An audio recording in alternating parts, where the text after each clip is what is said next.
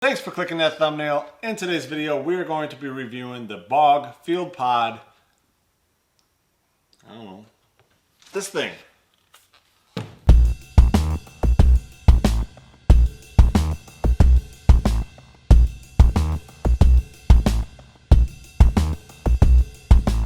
We are going to be doing a review. Today we're going to be doing a review on this Bog FieldPod. I bought this for my daughter and my youngest son to use in the field because they have a little bit of a hard time holding their 410 steady, so I wanted to get them something so I know that they don't make a bad shot. So I picked this up. We're going to do a little quick review on it. It's not going to be nothing real detailed, real specific. Do an unboxing and so on, and then you guys will know if you want one, I guess. Let's open this up, see how well it's put together right off the bat. I don't really know that much about it. I picked this up for 80 bucks. It was 20% off, so regularly about 100 bucks. The main thing that I noticed compared to the more expensive ones is just short, and I don't need it to be tall. If I was going to do if I for some reason needed to use this, if I went out west and wanted to have a steady shot really far away, I would probably be kneeling anyway, so I don't need a standing shot. It's very lightweight. I mean, right now I got it in the box and everything. I can tell it's really lightweight. It's aluminum. You can adjust it to fit any crossbow or gun. The vertical height is 20 to 42 inches. So it's not real tall. Like I said, for me, I'm not gonna be able to stand to shoot for it, but with my daughter, she's 9, she's gonna be able to stand, shoot. And like I said, if I was ever wanting to use this, it would be for something where I'm shooting really long distance, and I would probably be kneeling anyway, so I have better stability. So you can move it 360 degrees, and then it tilts 45 degree angles. And then obviously it folds up compact because it's in this little box. Foam comes out now. It does have a strap, so you know it's pretty easy, but it's all put together. There's nothing to it. So we'll just fold this up and down. It's a little bit sort of centered. Let's just get the legs out and get it.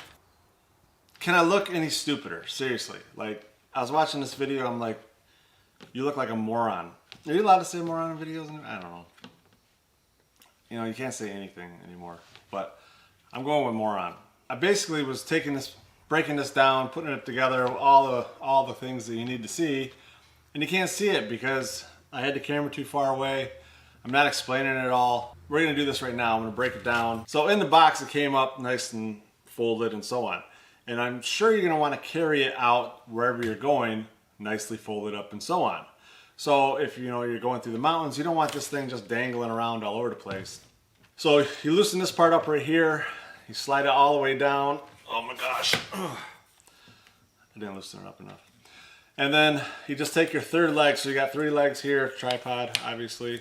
Take your third leg and then you just slide it through the, okay, I know how that sounded.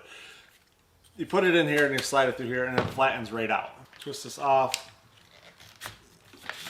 You flatten this one down, and then you flatten this one down the same way. So you just loosen this, flatten it down, and then that's about as small as it gets. It's not the smallest thing in the world, but it is a lot smaller than carrying it out like this, all in the different shapes and stuff. So it compacts really nicely. This one here is the 42 inch, so it doesn't get real tall. So if you're gonna shoot with it as an adult, you're gonna be kneeling or sitting.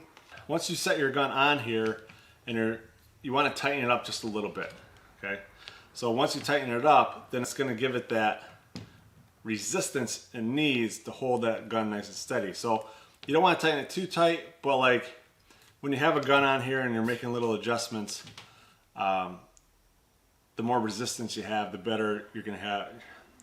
The more resistance you have, the easier it's going to be to hold that shot steady and make the proper shots so you're not injuring an animal. But this is the Bog FieldPod. I'm sure that they make a carbon fiber version. I don't know how much lighter it is. To me, like for the money, I'll go with the extra pounds with a lot of these carbon fiber products. I mean, they're great, they're nice and light, but they're not that much lighter, you know, 2 pounds. I guess when you have an 80-pound bag or something like that, 2 pounds is a lot.